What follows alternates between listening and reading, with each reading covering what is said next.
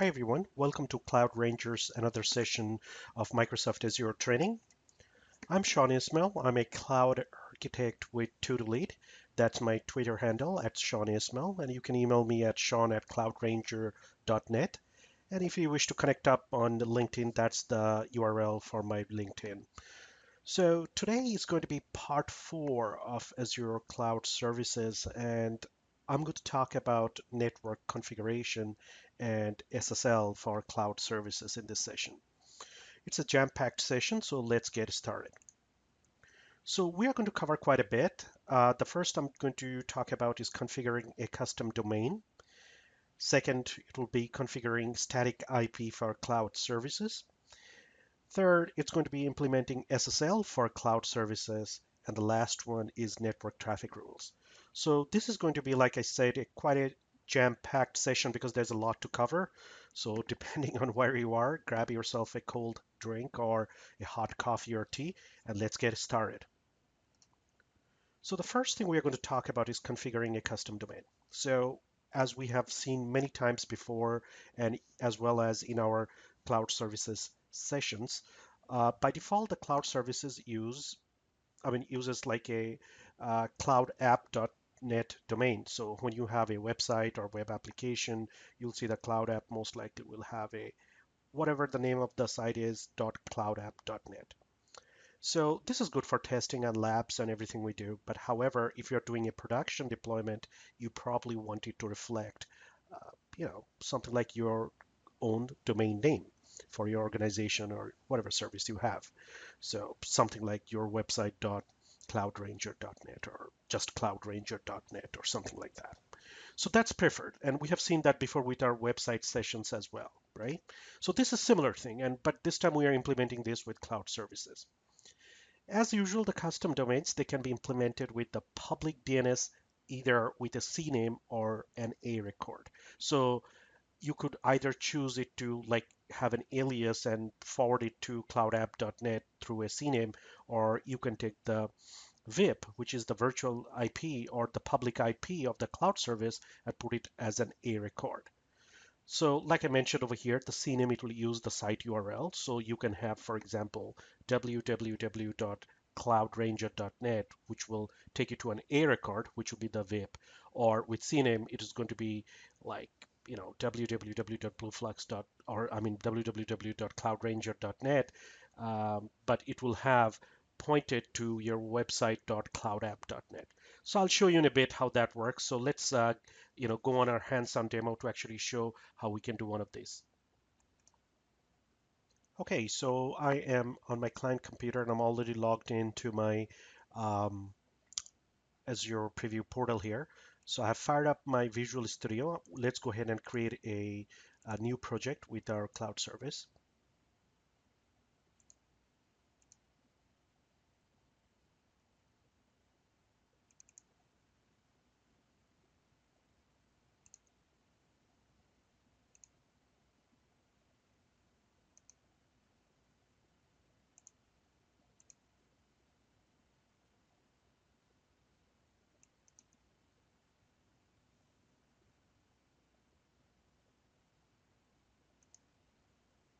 All right, so the project has started here. So let's go ahead and create like a web page or add a web page to this.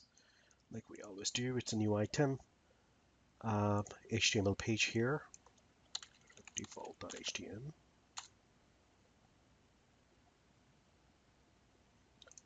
And we'll just call this is test 1, something like that.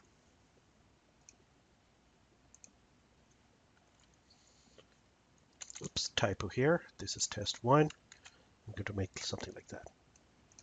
So this is a simple cloud service, so I'm not going to do a whole lot over here. So let's get this published right now. As you can see, that's just a web role. I did not even put a worker role here because I didn't want to do anything funky. So let's publish this. That's my subscription. You are supposed to see your subscription over here. Let's go ahead and click next. It's asking us to create a cloud service or storage account because I do not have a cloud service created yet. So like you need to put a name here. I'll just call mine Ranger website. East US 2, that's my location. I do not want to do anything more than locally redundant here. Let's go and create. Done, done, done. Let's go ahead and publish. So this is going to take some time and I'm going to come back when everything is done here.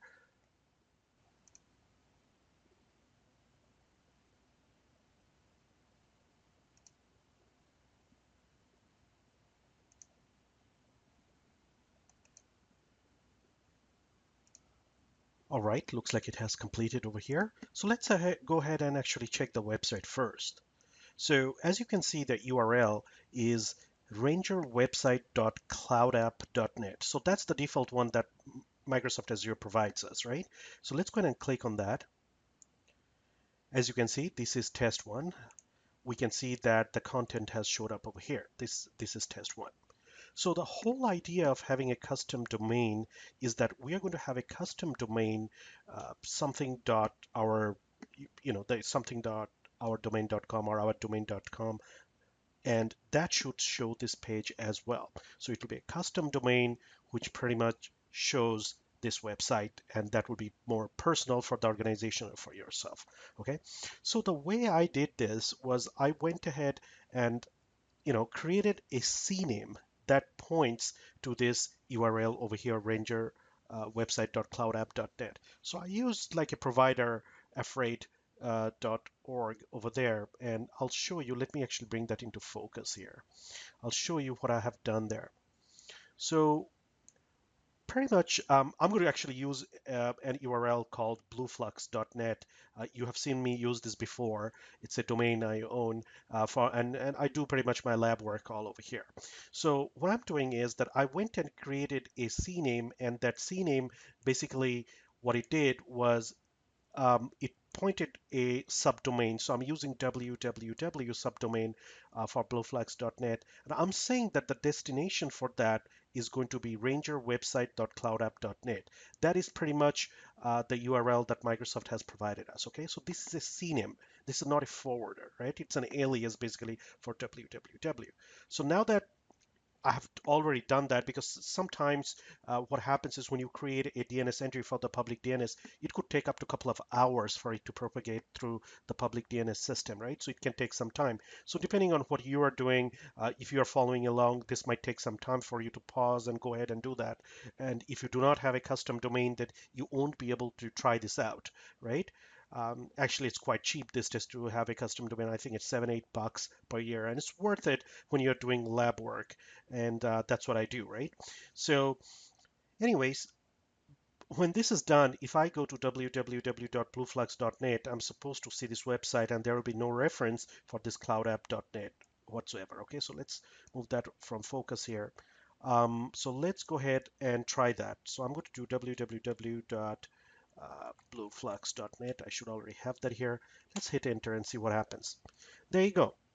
So it's actually coming to this website over here. This is test one. And as you can see, this is a totally custom domain. If you have any links over here, any subsites or pages, whatever, it will be www.blueflux.net/whatever. So technically the first page over here, we know that that's actually default.htm, right? Because just because it's the default site, it's basically not taking the last part from here. But that's the website. So this is all it is to do a custom domain and get that to show the original URL, because it's more personable. And if you're having an organization, you probably want your own domain over here rather than the one that's provided by Microsoft. So that's all there to it, to a custom domain. So let's go back to our slides. So the next thing we're going to talk about is reserved IP. And um, the reason we need a reserved IP is, if you looked at my networking or virtual machine training series, you would have already known this. But if you're just looking at this session, when you create a cloud service, there is actually a public IP address that is associated with the cloud service. Okay, so in our previous example, when we had rangerwebsite.cloudapp.net, there is actually an A record that is there for you, that's created for you. So the way we went and used the CNAME for doing our DNS work, but if we actually had to look at the A record, what we would do is, let's go back to our client system over here. We would actually go to the cloud service, because a lot of organizations probably would want to, rather than having the custom domain use a CNAME, use the A records in the DNS entry. And the way you do that is, if you click on the cloud service here, it will show you the VIP, or the public IP of the cloud service. So inside the cloud service over here, um, as you can see over here, there's a public IP field over here. So the public IP is 137.116.92.118. This is the IP address of the cloud service, and this is given to you by Azure, of course. What happens is that this public IP address is not necessarily a static one. It means it's a dynamic one. As long as your cloud service exists, you have a hold on this IP address. If you delete this cloud service, Ranger website, for example, I have over here, if I delete this, you basically release this IP address. Even if I go and create a new cloud service with the same name and everything else being the same, you are not going to get this IP address. The chances are very rare, because Microsoft will use another IP address based on your location and pick one up for you. Like I'm in East US 2, it will go and pick one up from all the IP addresses that are there and give you one. So if you have a DNS entry that's created with an A record pointing to this, obviously that's not going to work for you. So in a production environment, you do not want to have this IP address just floating around, even if you go delete or do not delete your cloud service. You want this IP address to be reserved for you, or a static IP address for your cloud service. Okay, and that's very normal, because in production you don't want to take chances of anything like losing the cloud server, the IP address, and all that. Even if you don't go delete it, there might be reasons for you to go change it or whatever. You don't want that. So you want to reserve this. And that's what we are going to talk about right now. So the way you do that is, when you reserve an IP, you first reserve it for the subscription. It has nothing to do with your cloud service. So you can go and reserve an IP address for your Azure subscription without even having a cloud service created. It's important to know that. It's a separate feature. It's a separate service. Once you have reserved an IP address for your subscription, that's when you can go and associate that IP address, the reserved IP address, with the cloud service. So you reserve the IP, then you go create the cloud service and say, hey, I want to use the reserved IP on this cloud service. And that's when your cloud service will have the reserved one. Okay. By default, at least for now, it's 2015 right now. By default, while you're watching this session, you can reserve up to 5 reserved IP addresses by default in a subscription, per subscription. So if you have your IP address reserved for a virtual machine somewhere, maybe the public access of a virtual machine or other websites, you have to remember those kind of things. So by default, you can do only 5. If you have a reason for going more than 5, you can always call up Microsoft and ask them to change that for you. So it's a per case basis, and they will um, they will go ahead in the back end and have you, let you reserve more IP addresses. The reason this is more important is because, as you know, these are IPv4 addresses, right? So what's happening is, in 2015, I think we already have run out of IPv4 addresses in North America, at least. So Microsoft is very careful. They have already these IP addresses, like thousands of them reserved, but they want to make sure that you're only reserving them if you have really a need to. And do not forget, reserving an IP address actually it has a cost associated with it, okay? It's not for free. If you reserve an IP address, there is a charge for it. So you have to keep that in mind when you are designing or architecting your solution. For a lab work, you probably do not need this, but we are going for the exam as well as the production scenarios, so we are doing this. So the way you reserve this IP address for now is that you only have PowerShell to do this for now. And the commandlet is new as your reserved IP, and you have to give an IP name. I know it's weird. It will give an IP name, And for example, over here, you can see Ranger Reserved IP1 is the name of my reserved IP. And I'm saying the location is East US2, which is very important because based on your location, Microsoft has a bunch of IP address associated with that region. So they'll give you one. You do not have the choice to pick the reserved IP address. Microsoft will assign that and reserve it for you. So if I go and say I need 46.96.1.300, something like, you can't have that.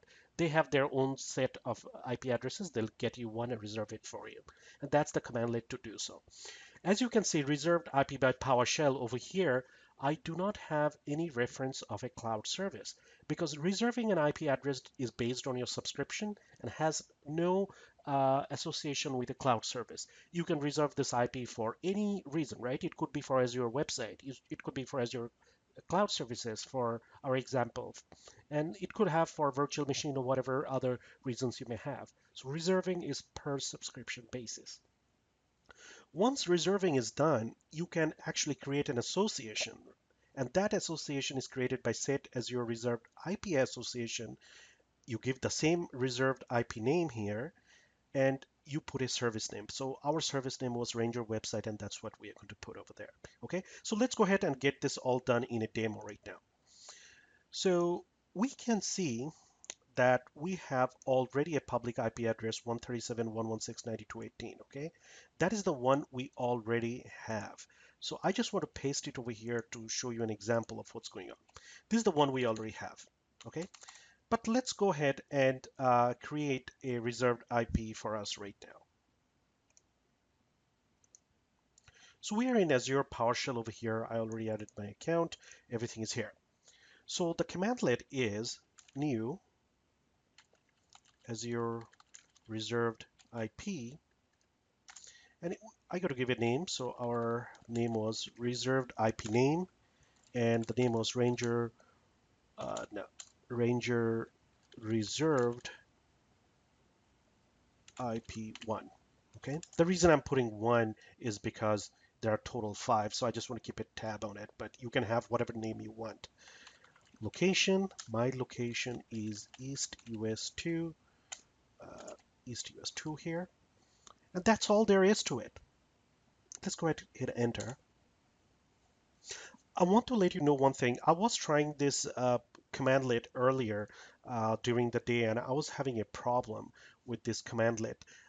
It takes a little time, by the way, for this to actually show up. So um, I'm going to wait and let that happen. So anyways, when I was running the new Azure Reserved IP, I was getting an error. It was taking the commandlet. It's not like the commandlet was not there, but it was giving me an error saying that there was a method that was not found. So if you are getting the same error while running this commandlet, I'm going to show you, you need to do something to, update your Azure PowerShell over here, okay? So let's actually, so as you can see, this command is done, okay? So my reserved IP is done over here. So the way you do this, it get module Azure, okay? So it's showing you my version here, and it will show you your version. So the latest version is 096, at least when I'm running this. I'm going to try something over here, do a little version. So you can see it's 096-1, so revision-1. So at least have this version of Azure PowerShell. Otherwise, there was a bug in the previous one, I think 9.5, where every time you're running the commandlet new Azure reserved IP, it was showing that there was it could not call a method or whatever. So if you are seeing that, go ahead and upgrade your Azure PowerShell. And the way you do that is you go to basically Azure's website and go under the download section and download the PowerShell from there. Okay, it will update the PowerShell version for you. This is the latest for now, and as you can see, it actually worked out for me. I did spend some time figuring that out. So okay, so new Azure reserved IP, it actually has already reserved an IP. So let's go ahead and see what it has done. And the commandlet for that is get Azure reserved IP. That's the commandlet, okay? Hit enter, and you can see it went ahead and it reserved an IP address for me, and our IP address is, the reserved one is 104.209.178.53. Okay, this is the one that's reserved. So the reserved one is here. So let's call this reserved. So obviously, the one that is reserved is not going to be the same as the cloud services one because you might not even have a cloud service that's created. So how do we associate a cloud service with this reserved IP address? We already have one, but we can make our cloud service use this one. How do we do that? Okay, let's go try that. Let's clear the screen here. The way you are, I'm going to have this Ranger website cloud service. As you can see over here, I'm going to update this one and use the reserved one. So even if I delete this, I have a way to come back here. And the commandlet for that is, let's go here, set Azure reserved IP, oops, association, okay? And our reserved IP name was Ranger reserved IP1. That's the one. So basically I'm saying that use that IP address and associate that with the cloud service. So the service name, and our service name is Ranger website. I think that was our service name, right? Ranger website. Okay, let's go ahead and hit enter on this one. Mind you, this is going to take a little bit of time. The reason this is going to take a little bit of time is because it has to go back and update the cloud services IP address. We already have an IP address. So remember, and this is what I have in my notepad, is 137.116.92.118. Okay, so, oh no, oh no. Okay, it's asking actually, so cancel this. I by mistake clicked on delete and I was like, it's going to delete my service. Anyways, you got to be a little careful. We are going to see this actually update because we are now telling the reserved IP to go associate with the cloud service. So this is no longer going to be there. Okay, so let's see if this is done yet.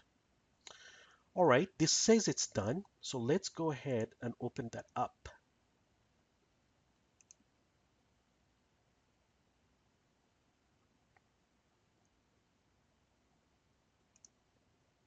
As you can see, it went and updated the public IP address to the one that was reserved, 104.209.178.53.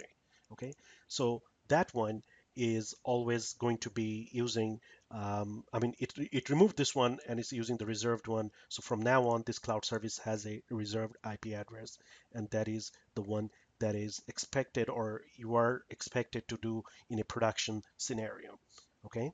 So that's all that there is to it for associating a reserved IP address to a cloud service.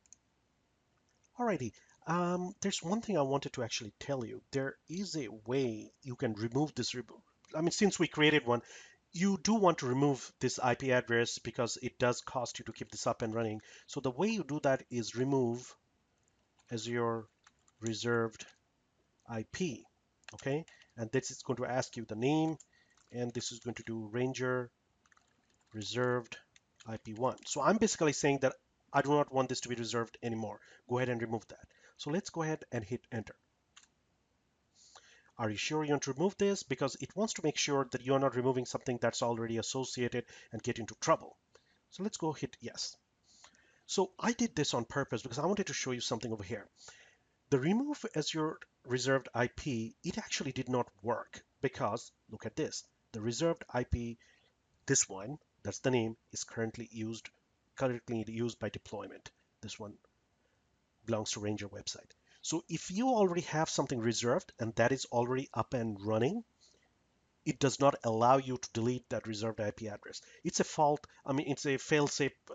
It's a fail-safe protection that is there for you because they're saying that hey, do not delete this reserved IP address because it is already using something over there, so it's not going to allow you to do that. So you'll have to make sure that it's no longer associated with the service. Then you can go and delete that. So make sure that's what it's done. So if you're doing this in your lab, go ahead delete your cloud service. After you deleted your cloud service, then go ahead and remove this one from there as well. Okay, so that's all that is there for us to cover for the reserved IP over there. So coming back to our slide over here, I want to tell you one more thing. So the way we associated this reserved IP with the cloud service was after creating the cloud service. My cloud service was created, then I went ahead and reserved a IP address, and then I went and associated that. This is a pretty new feature actually when it comes to Microsoft Azure. This feature was not there, a few months ago. Few months ago, if you wanted to reserve an IP address and associate it with a cloud service, you had to do the association while creating the cloud service, okay? So this is something new. So if you have watched one of my previous videos, you will see that I'm actually reserving this IP address and putting the reserved IP address while I'm creating the cloud service, okay? So this is a little different. It's using a commandlet. Microsoft has made it a lot easier. However, when you are creating a cloud service, you have roles, you have, you remember the packaging thing we do in for our cloud services to put in the roles and web roles and the cloud, the worker roles and all that. There's one more thing I want to show you over here. That is in the next slide. This, if you look at it, it is our cloud services configuration XML. Okay, so if you do not want to use the commandlet and you want to reserve the IP address while you are creating the cloud service with the package and do all that, all you have to remember is put this network configuration element in cloud configuration file. So this is the CSCFG file, XML, right? And in here, under network configuration element, there's address assignments, and then you have reserved IP. Just look at this. You can put reserved IP name and put the reserved IP's name over here. For us, it was Ranger reserved IP1, and you should be good to go. Okay. When you deploy this, it will go ahead and attach the reserved IP with the cloud service while it is being deployed. So it's totally up to you. If you want to have the developer, or you can go ahead and do this yourself during the deployment of the package, it's really up to you how it is done. In most production deployments, chances are this is the responsibility of an infrastructure guy. So you will be responsible basically to go and run the commandlet to reserve an associated IP address and put it together. You probably do not want the developer to go and reserve things for you. But back in the days, few months ago, this would be the only way to do this while the cloud service was being created, because that set as your reserved IP association commandlet was not really there. It's quite new to attach. It was a very specific requested feature. We have been asking it for a while, saying that, hey, if I already have a cloud service, I want to attach the reserved IP with it later, because a lot of companies, they had an issue. They had a cloud app up and running. They did not want to delete that because it was much more than our single web page. This is a test. They had probably a full-blown web application. They did not want to redeploy and attach the IP address. So it was a very important requested feature that Microsoft listened to, and they have it right now. Okay, so you can also use the network configuration element and add to the cloud configuration file to reserve the IP address when you're doing, and this is very important for your production as well as your exam. Okay, so that actually pretty much concludes our reserving IP section over here. So let's move on. Okay, so the next thing we are going to do is using SSL with cloud services. Why do you need SSL? Well, I don't want to sound like a broken record or anyone else in that matter, because SSL is very important. In fact, in 2015, most of the mandates in cloud, not in cloud, most of the mandates for the search engines they're they're sort of giving more priority to sites which are using HTTPS, means they are secure site, because eventually everybody wants this internet to be more secure as much as possible, and use HTTPS for even day-to-day browsing. HTTP is supposed to go away as much as possible. So anyways, security is important, and I don't want to talk much about why it is important. So what we are doing with SSL is we are protecting the cloud services endpoint. So for example, HTTP, Ranger website cloudapp.net is not going to be HTTP. I want to make it HTTPS. So a lot needs to happen for that to work. You actually need to have a certificate. So what you do with a certificate is you go to a public CA, um, you know, all the like VeriSign or Thought or whoever out there, and you need to buy a certificate from them. When you buy this certificate, you want to make sure that it is bound to your domain name, or they will actually ask you that, do you want a single certificate or a wildcard certificate, based on what it is going to be used for. So once you get that certificate, everything, they're going to verify if it is you who is saying it is. After all that is done, you need to make sure that you download the PFX file.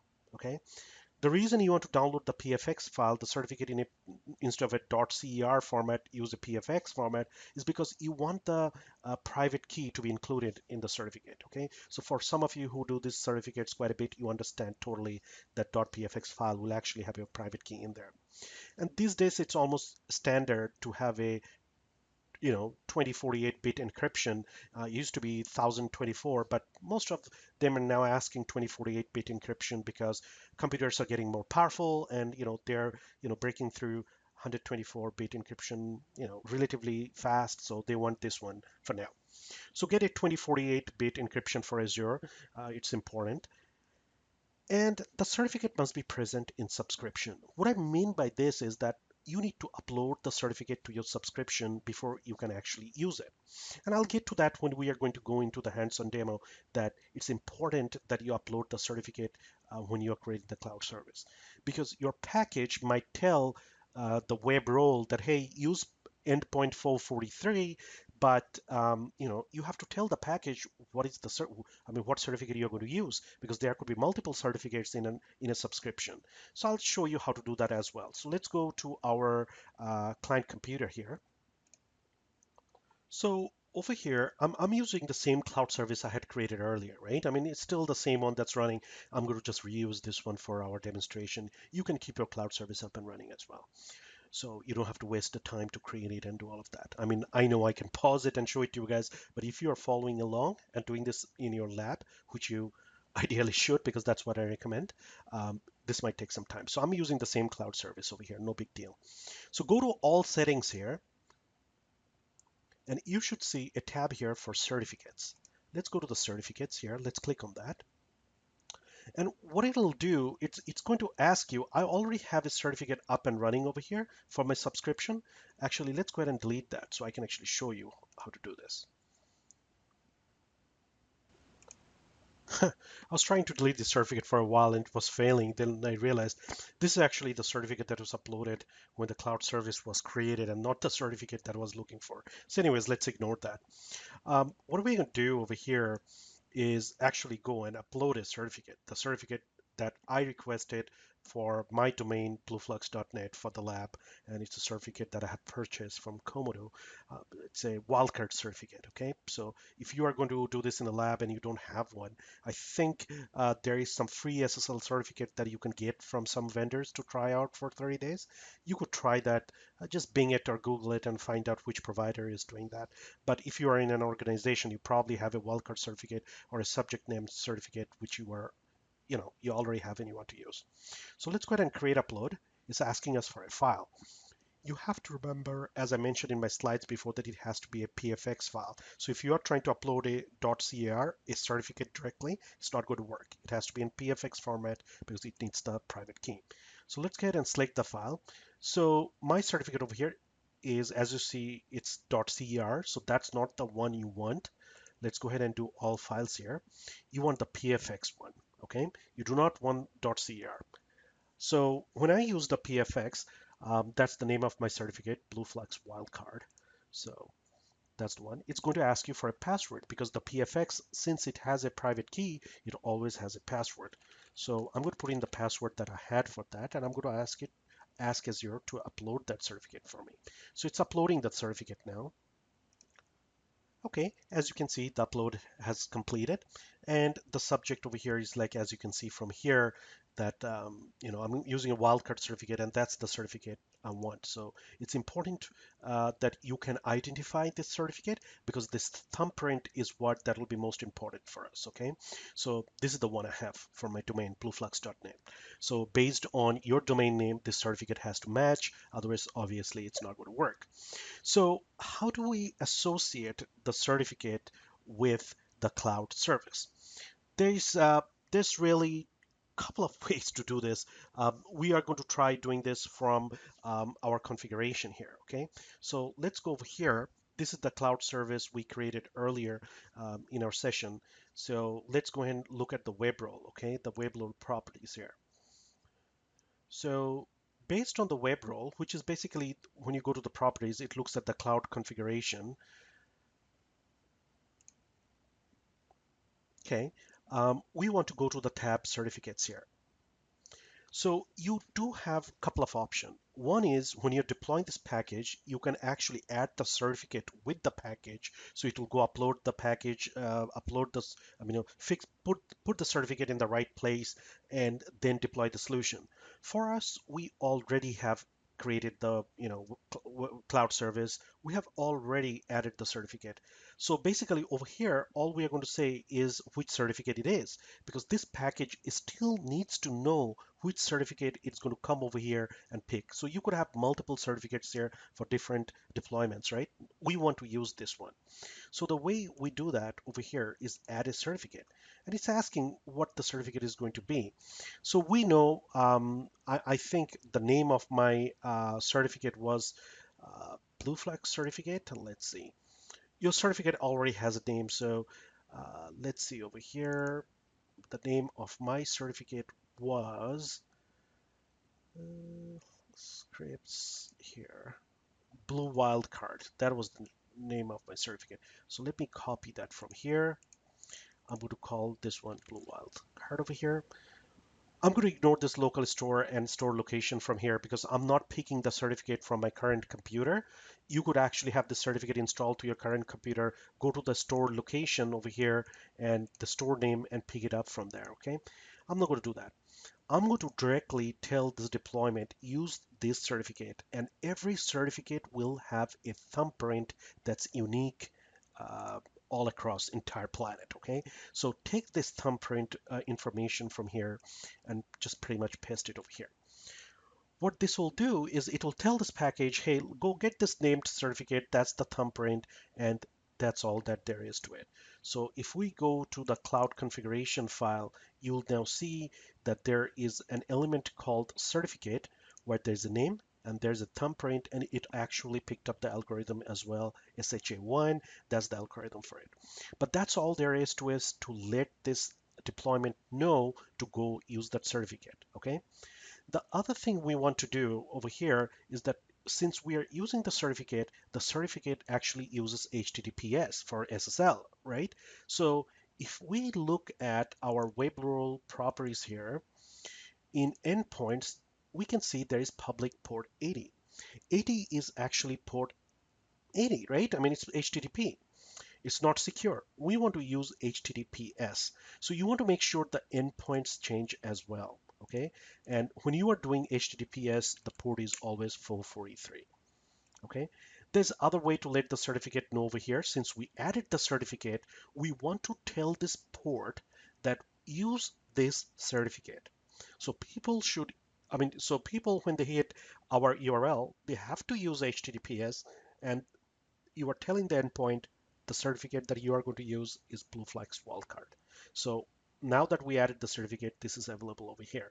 Okay, so do this.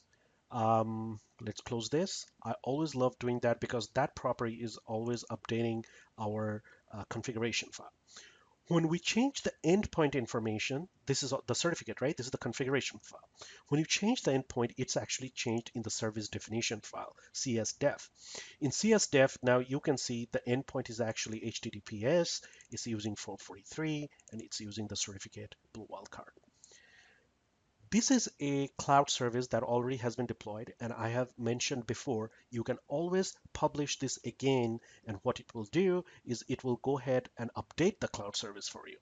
So the way we do that is come to the cloud service over here, go to publish, and you pretty much republish this, right? By republishing this, it's basically saying that looks like I need to log in a little bit, but basically it's saying that it's okay for uh, for us to use all the new configuration because it went and deployed the new configuration in there. Okay, so everything stays same over here. I'm not changing anything for this cloud service. I'm going to just go ahead and republish this and come back when it has uploaded the package and everything says done over here. Okay, that took a while, but it went and updated the cloud service. So if you look at the URL over here and concentrate, you can see it still says HTTP rangerwebsite.cloudapp.net. If we click on this URL here, um, the reason I'm seeing this is because it is cached, right? So probably should have changed this URL over here, but no worries. If I do a refresh, I'm pretty sure I'm still going to see it because it's cached. So I'll teach you a nice trick to actually see if this URL is what is there on this URL without jumping on the cache. One is you can go ahead and delete all the cache.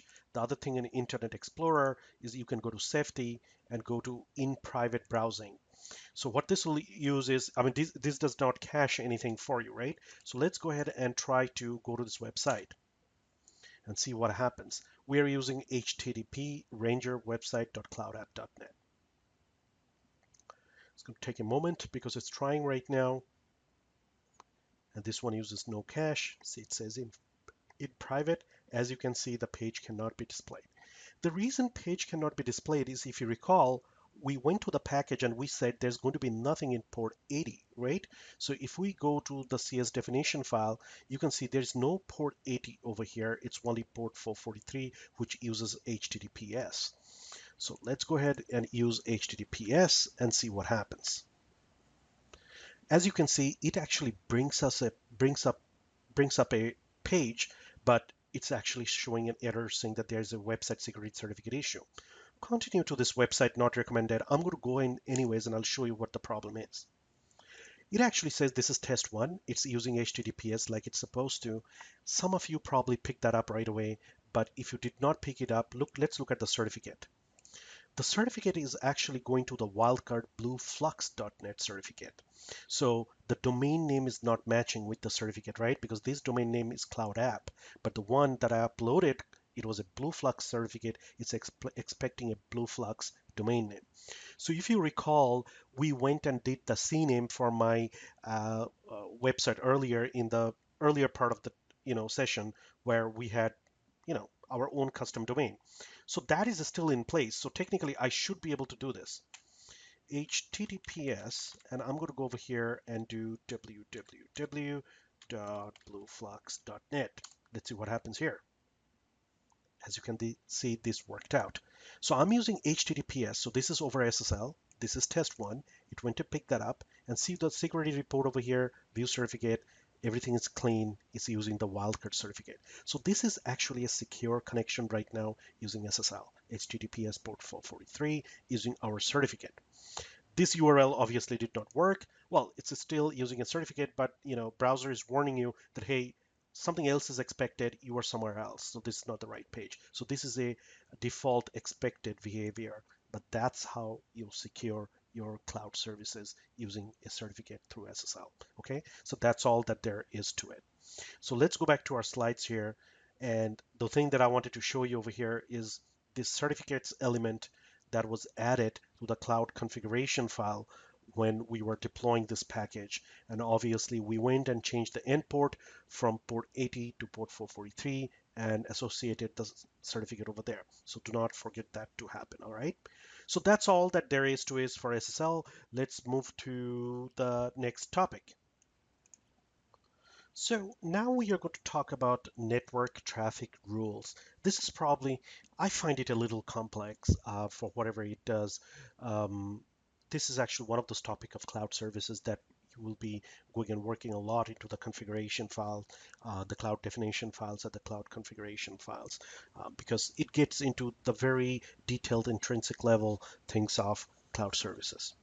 So what traffic rules they basically do is that it controls how your web roles communicate. That's what all it is. The network traffic rule is actually a feature of cloud service. And like I mentioned, it controls how the roles communicate. So the cloud service, it, it has like two things. One is an external endpoint, another one is an internal endpoint. Okay, so the roles will be either built with an external endpoint or it will be built with the internal endpoint depending on which role it is. So if you have a web role, it will most likely have an external endpoint, or some places it's called an input endpoint, because that's how you communicate with your external clients. your external clients do not come to the worker roles. They go to the web role. So the web role will pick the client up in port 80 or port 443, like our previous example. So that endpoint is called an external or input because you're getting guys in endpoint to communicate with external clients. You have to remember that very carefully. The internal endpoints are for internal communication within roles. So the web role communicates with worker roles. Worker roles communicate with other worker roles, maybe. And depending on how your web application is built, they talk to each other. So by default, all the web roles can talk to each other. Web roles, I mean, all the roles talk to each other. Web role or worker role, it doesn't matter. They all can communicate freely. There might be business reasons where your security guys might say that, hey, I do not want, so if you have one web role and you have two worker roles, for example, I do not want for some reason one role not speak to another role, not communicate, whatever reason it is. It could be a security reason, it could be a business reason, whatever. So for example, you could have a web role connect to a worker role that might have some things it does with the database, and the web role goes to the worker role too that you have for some other work. But you probably do not want the worker role 1 and 2 to talk to each other for whatever reason. So network traffic rules actually creates those isolation or creates those rules which allows to control how they are going to communicate with each other. Okay, I'm going to show this in a diagram in a bit and it will start making more sense, but a couple of things to remember. For now, each role in a cloud service can have up to 5 different endpoints. Okay, Microsoft thinks if you need more than 5, whatever reason, you're going to find another way to architect that. But for now, each role will have 5. A cloud service, depending on how many roles it has, can have up to 25 internal endpoints. Okay, so if you have 5 total endpoints, you can have total 5. You can imagine if you are going to use all 5 endpoints, you will not be able to have more than 5 roles in a cloud service. Basic math. The other thing you have to remember is the network traffic rules. They're defined in the definition file, not the configuration file. Okay, so we'll go through this in the demonstration and I'll show how this is done. So these are the stuff you have to remember for now. Now let's go ahead and look at a diagram and see what I mean. So this is how the default communication between roles happen. In this example, this cloud service, it has one web role. Okay, this web role to communicate with the clients outside has one external or an input endpoint, either names, right? Microsoft uses that interchangeably, but in the cloud configuration files and everywhere definition files, it's actually called input endpoint. So input endpoint is where your clients come and hit the web role, HTTP or 443, whatever. This web role can communicate with this worker role over here on the internal endpoint or over here internal endpoint, and these worker roles can communicate with each other with the internal endpoints as well. So this is a default scenario of how intercommunication between these roles happen. By default, you probably do not have too much of a reason to change that, but there might be some security implications somewhere where your security guys say, hey, this worker role is dealing with some sensitive client credit card information, and there's some other processing happens over here. We just want to make sure that this worker role is only accessible from this web role, and no other worker role can access this one for whatever reason. So now you are creating rules, or you should create network traffic rules to kind of control how this communication happens. So we are going to work on a scenario where I'm going to have a web role and I'm going to have 2 worker roles. I'm going to have this web role and this worker role communicate, and this web role and this worker role communicate. And as you can see, I've removed the interlink between these 2 worker roles. So these worker roles will not be able to communicate with each other. This scenario, is quite complicated to implement because the reason behind that is because I have to design a web application for something like that. Like I want to make sure it only communicates over here. There's some code on this worker role that runs and does whatever, but this worker role cannot use that. So I'm not going to go through an entire full robust deployment to explain this scenario, but I'm going to give you enough information so you can actually work with the developer and build the scenario or your solution to make sure that you know how to control these communications between the worker roles, okay? So let's go ahead and show you how and where you make these changes for this thing to happen. So going back to our client computer here, let's go to browse everything. I have cleaned up everything. The reason I have cleaned up everything is because I want to start from scratch to show you how this is done in our scenario. So let's go ahead and build a new one. We'll just call this Azure Cloud Service 2 because I already had one. Log in.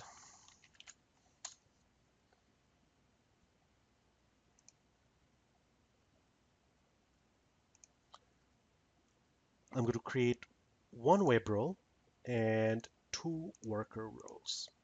Let's rename this because we'll have to remember which ones they are.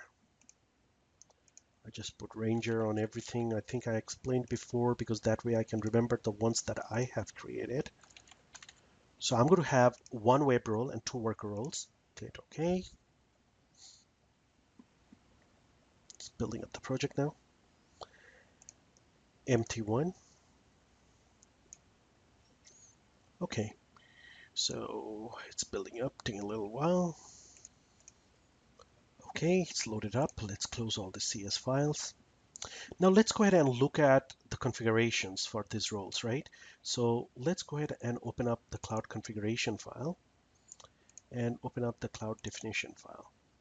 Okay, so by default, all of them created an input one for the roles. So let's see over here.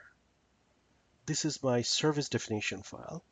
I can see an input endpoint. This is for actually my web role. Like you can see my web role over here, the site, the Ranger web role 1. Okay. In Ranger web role 1, I'm looking at input endpoint. This is where I'm going to receive my clients. It's called endpoint 1. It's going to use HTTP port 80. This is where all my clients are going to come through. Okay. Now, worker roles. Let's look at the worker roles here. So my web role ends here. And then I have two worker roles. I will just create these gaps over here so it's easy to read. So let's make this a little bit bigger. 150, too much. 130 maybe. Okay, so we can see a little better. So let's look at the cloud service definition file for the Ranger worker roles.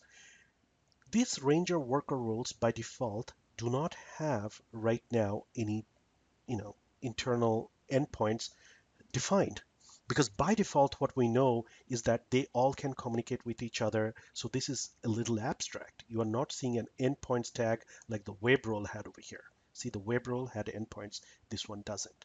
So the first thing what we want to do is actually create explicit endpoints in these both roles. And the way we can do that is we can come to the roles over here, go to the Ranger worker role 1 properties. Let's go here. Let's open up the properties. It's basically, opening up the XML files. It's the service definition and the service configuration file in one point. If we come to the endpoints over here, as expected, the Ranger worker role does not have any endpoint created. So let's go ahead and create an endpoint for the Ranger worker role 1. We are going to call this one something more explicit so we can remember. Ranger worker role 1, and I'm going to call this one's Ranger worker role endpoint 1. I'm going to name that. It's asking what kind of endpoint it is. Like I said, there's an input endpoint, there's an internal endpoint, right? Don't worry about the instance input here. So this is the one that web role uses, but I want to use the internal one, okay? Then it's asking me what protocol it's going to be. I'll say, you know what, use TCP protocol to talk between each other.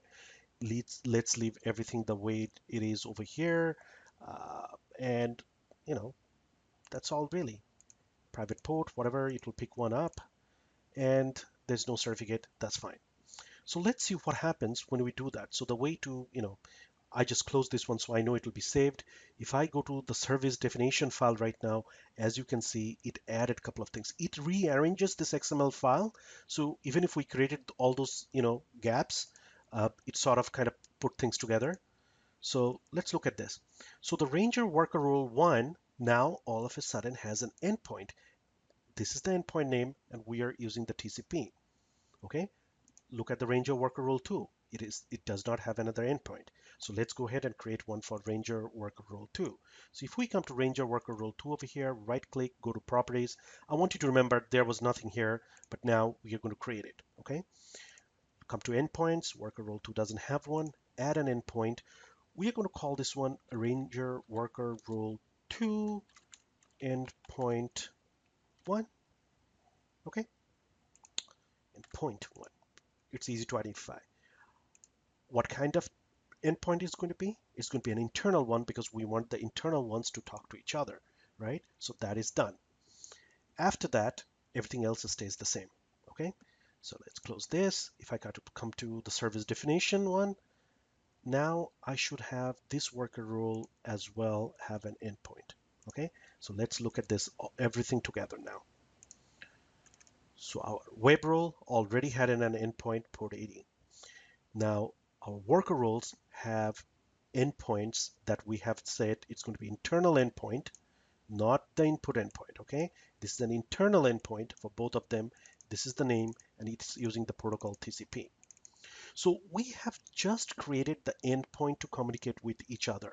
We do not have any rules, or we did not create the network traffic rule for these two endpoints, and we have not mentioned, anything about that, okay?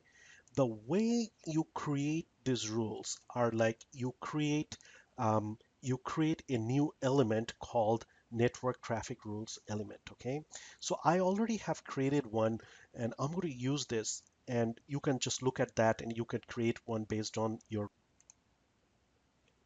Okay, so let's go ahead and put the network traffic rules over here. So I have already created it like I mentioned over here. So this is the network traffic rules. Okay, I'm going to explain what's going on over here after I have taken it. So network traffic rules, this is the element that we want. So let's have network traffic rules and the network traffic rules over here. End it over here. As you can see, it uses the / over here to end this element. Let's take the first rule over here. Okay, so first we created all the endpoints, but now we are telling the endpoints what to do.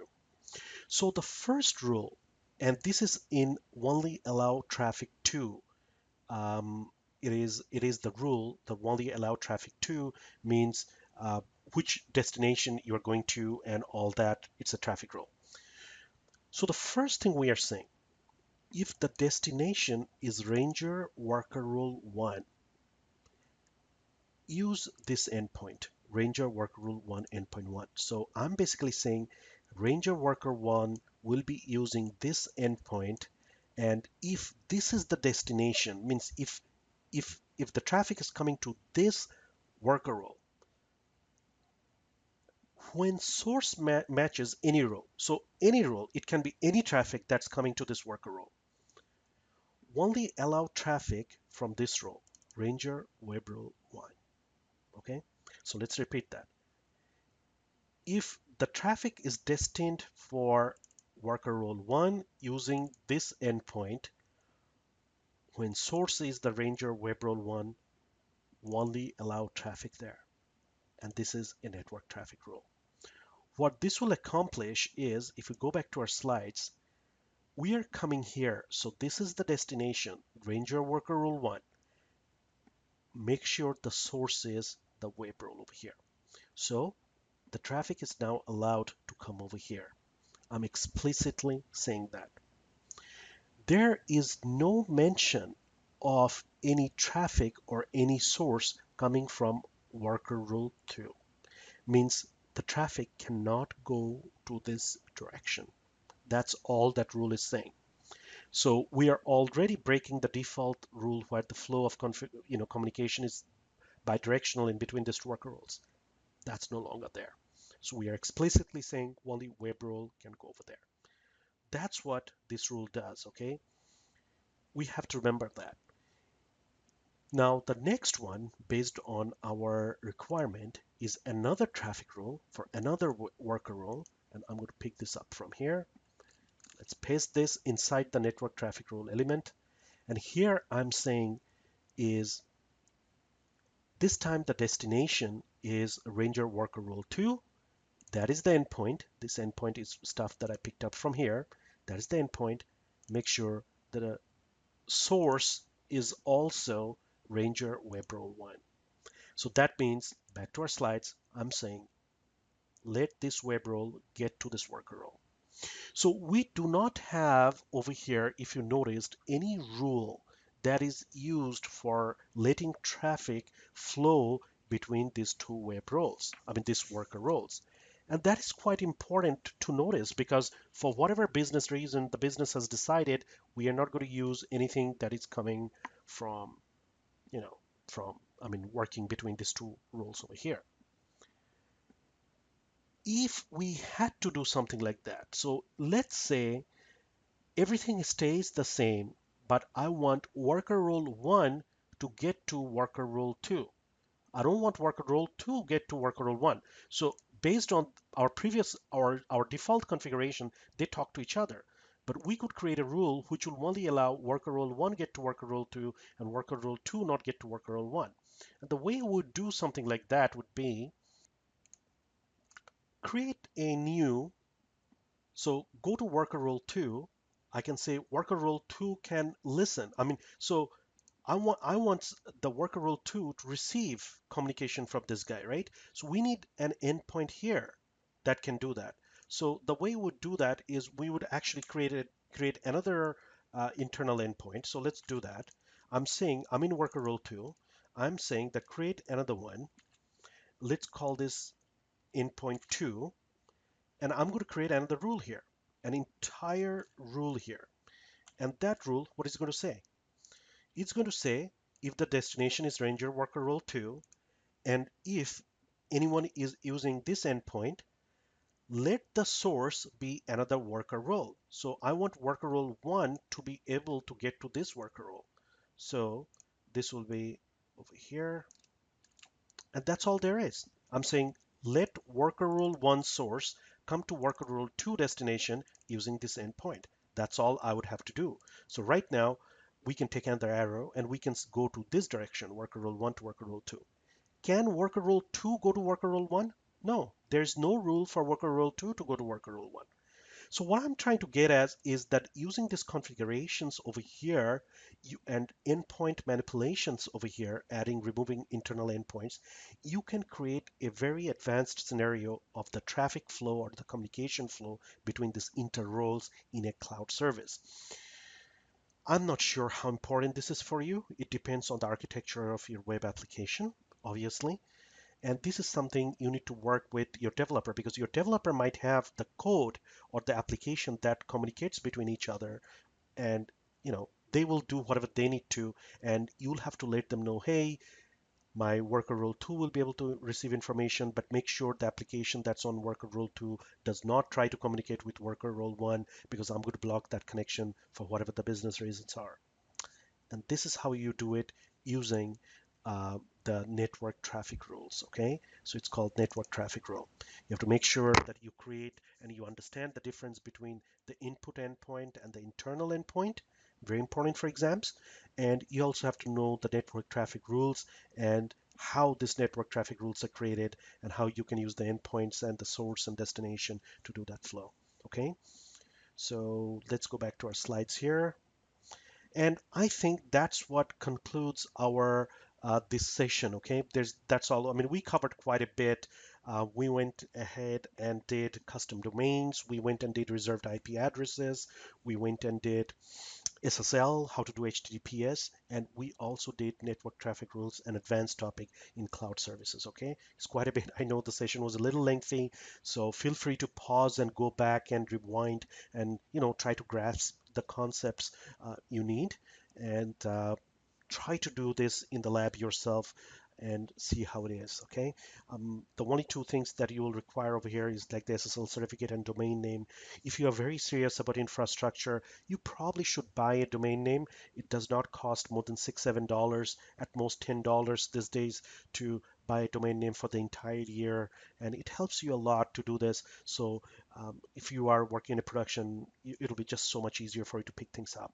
Certificate, I think you can get through some vendors these days for 30 days, so you can get something for free. You're not going to get a wildcard, so make sure the CNAME, I mean the CN for that, you have to find a name or a domain name, but you can utilize and modify that. There's a lot of documentation online how to use certificates or request a certificate. Try doing that, okay? And follow as much as possible because some of these are advanced topics. You want to not only just follow but practice. And I just keep saying that because, if you are trying to benefit, if you have spent an hour watching this video, you want to make sure that you benefit quite a bit out of this. I could really make these videos very small, only show you what's required for exams and get you through. But my whole idea is to make this like lengthy enough so you can follow, you can understand concepts. It's just not for cloud, right? When you try to go get a certificate and do this concept, SSL and all that, this works across the board through all the infrastructure. You might be a person who's new to infrastructure and you don't know how a lot works. So that's why I try to make these long videos, explaining as much as possible so you understand everything. Okay, so it's just not for your exam, but going into production and saying that, hey, you know what? I'm able to do this in production for it for an organization. That's what sets you different from other candidates in a job. Anybody can read a book and watch a video and try to do this themselves, but you know how to do this hands-on, so you're ready to do the work. Like, your feet on the ground, you are running. Okay. Alrighty, so my training site is at cloudranger.net/Azure training. YouTube is at Cloud Ranger Network. That's where you're probably watching this right now. My Twitter handle is at Sean Ismail. You can email me at sean@cloudranger.net if you want to. And if you want to connect on LinkedIn, have a conversation, that's the URL to get onto the LinkedIn. If you are looking for something more advanced, professional services, do not hesitate to contact me regarding that as well. Tutor is an organization who forms all the strategies and a lot more than implementations and stuff I talk about. We can discuss that as well. All right. All right, guys.